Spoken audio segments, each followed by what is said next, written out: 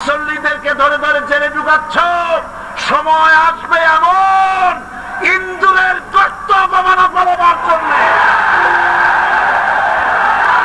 এই দলটির নাম ছিল আওয়ামী মুসলিম লীগ।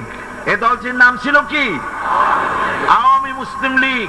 তখন তারা নারায়ে তাকবীর, আল্লাহু আকবার ধ্বনি দিত, স্লোগান দিত, কিন্তু ধর্মনিরপেক্ষ মতবাদ দলীয় আদর্শ হিসাবে গ্রহণ করার কারণে নারায়ে তাকবীর, আল্লাহু আকবার এই স্লোগান তারা বর্জন করেছে। 1972 সনে যখন তারা ক্ষমতায় এলেন, তখন সংবিধানের শিরোনামে মুসলিম প্রথা সিদ্ধ বিসমিল্লাহির রহমানির রহিম তারা পরিত্যাগ করেছিল। সমস্ত বিশ্ববিদ্যালয়ের মনোগ্রাম থেকে ইকরা বিসমি রাব্বিকাল্লাযী খালাক, রব্বি জিদনি ইলমা, এটাকে তারা বাদ দিয়েছিল। সলিমুল্লাহ মুসলিম হল এই নাম থেকে মুসলিম শব্দ বাদ দিয়েছিল। নজরুল ইসলাম কলেজের নাম থেকে ইসলাম শব্দ বাদ দিয়ে শুধু নজরুল কলেজ করেছিল। এগুলি অসত্য না সত্য? আগুনের ভিতর থেকে আওয়াজ বেরিয়ে এলো, নমরুদ, আমার ভিতরে তাজ্য শক্তি, জ্বালানো শক্তি আছে কি নাই যদি প্রমাণ করতে চাও, টেস্ট করতে চাও, তুই নিজে আয়, তোরে সুদ্ধা তাম দুনিয়া জ্বালাই দিতে পারি, ইব্রাহিমের এক গাছা পশম জ্বালাইতে পারি না। বিশ্বকবি আল্লামা ইকবাল কি সুন্দর করে বলেছেন, আজ ভি হো জু ইব্রাহিম কা ইমা पैदा আগ কর सकती है এক আন্দাজে গুলিস্তান पैदा। ইব্রাহিমের ঈমান যদি আজও কোথাও হয় বিদ্যমান, করতে পারেন অগ্নিকুণ্ডে খুবসুরত এক গুলিস্তান। এখনো যদি ইব্রাহিমের সন্তানদেরকে আগুনের মধ্যে ফেলে দেওয়া হয়, আর ইব্রাহিম ঈমান যদি থাকে, আগুনকে ফুলের বাগান বানাবার ক্ষমতা আপনার আছে। রাষ্ট্র শক্তি, তাদের হাতে অস্ত্রপাতি তো খুব শক্তি, আর তারা একবার ক্ষমতায় যায়, ওরা মনে করে এই ক্ষমতা থেকে আমাদেরকে কেউ নামাইতে পারবে না। বিংশ শতকের শ্রেষ্ঠ মুজাদ্দিদ আল্লামা সৈয়দ আবুদুল্লাহ মওদুদী রাহমাতুল্লাহ আলাইহি তিনি এক জায়গায় লিখেছেন, স্বৈরাচারীরা তার পতনের সমস্ত ছিদ্র বন্ধ করে, কিন্তু একটা ছিদ্র বন্ধ করতে পারে না, মনের ভুলে সে ছিদ্রটা থেকেই যায়, যেই ছিদ্র দিয়ে আসলে তার পতনটা হবে। ক্ষমতায় গিয়ে মনে করে চিরকাল ক্ষমতায় থাকবো। গাড়ির চাকা সব সময় উপরে থাকে না, গাড়ির চাকা সব সময় উপরে থাকলে গাড়ি তো চলবেই না, গাড়ির চাকা ঘোরে বলেই তো গাড়ি চলে। সুতরাং এই উপরে তোমার চাকা উপরে এখন আছে বলে, তোমার দলের চাকা উপরে আছে বলে যারা মানুষের উপরে জুলুম করছো, আলেমদেরকে ধরতেছো, মুসল্লিদেরকে ধরে ধরে জেলে ঢুকাচ্ছ, সময় আসবে এমন ইন্দুরের গর্ত অপমান ফলাবার জন্য।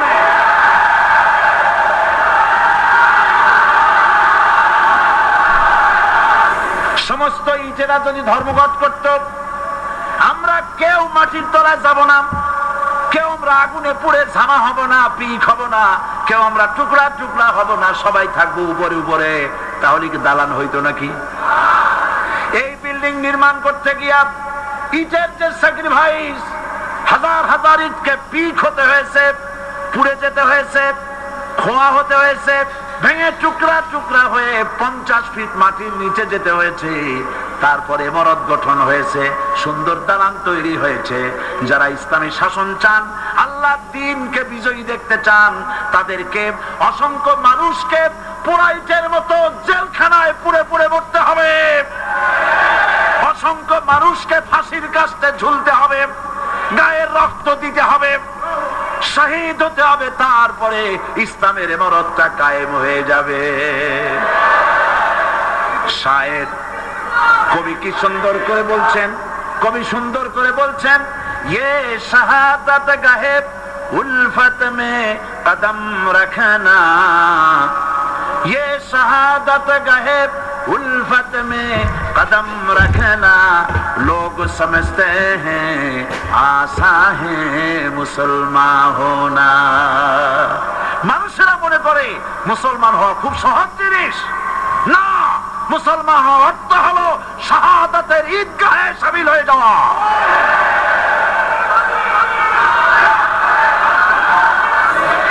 আমরা নাকি ধর্মের নামে রাজনীতি করি। আমি বলি ধর্মের নামে আমরা রাজনীতি করি না, আমরা ধর্মীয় রাজনীতি করি। কথাটা বুঝে আসছে কিনা?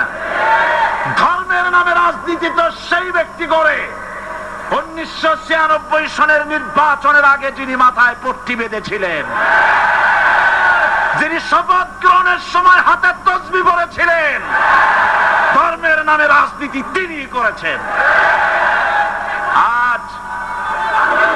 আজ অনেকগুলি ডিগ্রি পেয়েছেন তিনি, অনেকগুলি ডিগ্রি পেয়েছেন।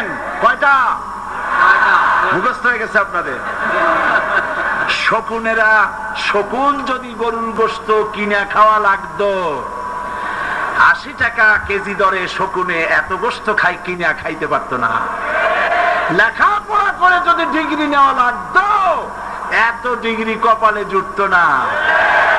পয়সা দিয়া ম্যানেজ করা ডিগ্রি, কিন্তু 9টা নিলে কি হবে? আসল ডিগ্রিটা এখনো বাকি আছে। আসল ডিগ্রি কোনটা?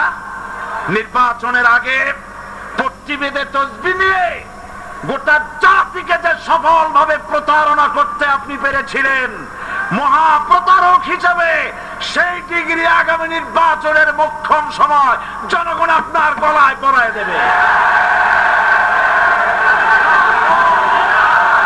কোরআন নিয়ে বাঁচতে চাই, এই কোরআন নিয়ে মরতে চাই, এই কোরআন থেকে আমাদেরকে বিচ্ছিন্ন করতে চায় কাফের, বেঈমান, মুশরিকেরা।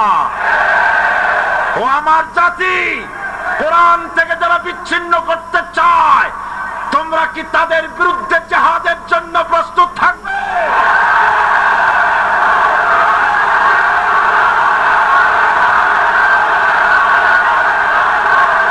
আজ আমাকে কথা বলতেই হবে ইনশাআল্লাহ, কারণ আগামীতে আবার আপনাদের সাথে দেখা হবে কিনা আমি জানি না। কথা বলতেই হবে। বসেন, কেউ দাঁড়িয়ে থাকবেন না।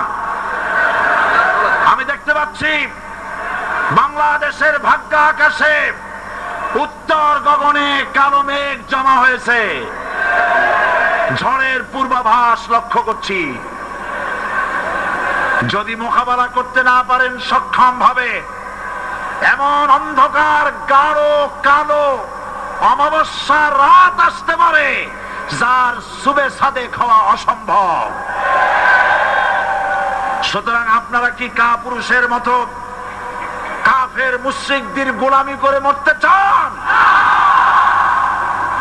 বিড়ালের মতো 500 বছর বেঁচে থাকার কোনো লাভ নাই। সিংহের মতো 1 ঘন্টা বাঁচতে চাই। আমাদেরকে বলা হয় সাম্প্রদায়িক উস্কানিমূলক কথা নাকি আমি বলি। পত্রপত্রিকা দিছে না তারা? সাম্প্রদায়িক উস্কানি কথা, সাম্প্রদায়িক উস্কানিমূলক কথা বলি। সেই জন্যই বোধহয় শত শত মুসলিম আমাদের কাছে এসে মুসলমান হয়। মানুষে আর বোকা বানানো যাবে না। যাবে কি? আর বোকা বানানো যাবে? তারপর বলছে কি? এরপরে বলছে, আমাকে বলছে রাজাকার। শুনে রাখো চট্টগ্রামের লক্ষ লক্ষ জনতা, পার্লামেন্টে যখন আমাকে এই কথা বলা হয়েছিল, আমার পার্লামেন্টের কলিগ জাফরুল্লাহ চৌধুরী সাহেব বসে আছেন এখানে, জাফরুল ইসলাম চৌধুরী বসে আছেন পাশে, প্রধানমন্ত্রী সুদ্ধা, অন্তত 3 শতাধিক পার্লামেন্টের সম্মানিত সদস্যরা সেদিন বসা। 1997 সনের বাজেট বক্তৃতা যখন আমি করতেছিলাম, ডক্টর কুদরতে খোদা, নাম রাখছে কুদরতে খোদা, আসলে গজবে খোদা। এই লোকটি নাস্তিক, ইসলামের চূড়ান্ত দুশমন।